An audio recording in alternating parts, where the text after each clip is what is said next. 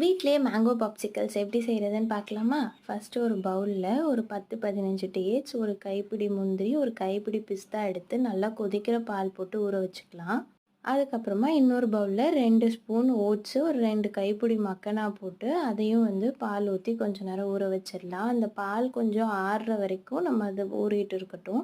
2மே ஒரு 1/2 an hour போல் ஊறட்டும். ஊறின உடனே 2த்தையும் மிக்ஸி ஜாருக்கு ட்ரான்ஸ்ஃபர் பண்ணிடலாம். அதுக்கப்புறமா மேங்கோ ஒரு 2 மேங்கோ அரைஞ்சு அதையுமே நம்ம க்யூப் க்யூபாக போட்டுட்டு, கூடவே 3 பனானா, அதுக்கப்புறமா கொஞ்சமாக தேன் ஊற்றிக்கலாம். பனானா பெரிய பனானாவாக இருந்தால் 2 போதும்.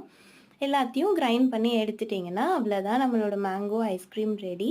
இதை நம்மளோட பாப்சிக்கல்ஸில் ஊற்றிட்டு ஒரு 8 ஹார்ஸ் போல் நம்ம ஃப்ரிட்ஜில் வச்சு ஃப்ரீஸ் பண்ணிடலாம். நல்லா ஃப்ரீஸ் ஆனதுக்கப்புறமா அது ஒன்று எடுத்து சும்மா வெளியே தண்ணி ஊற்றி வாஷ் பண்ணிங்கன்னா அழகாக உங்களுக்கு வந்துடும். மேங்கோ சீசன் முடிகிறதுக்குள்ளே கண்டிப்பாக ட்ரை பண்ணி பாருங்கள்.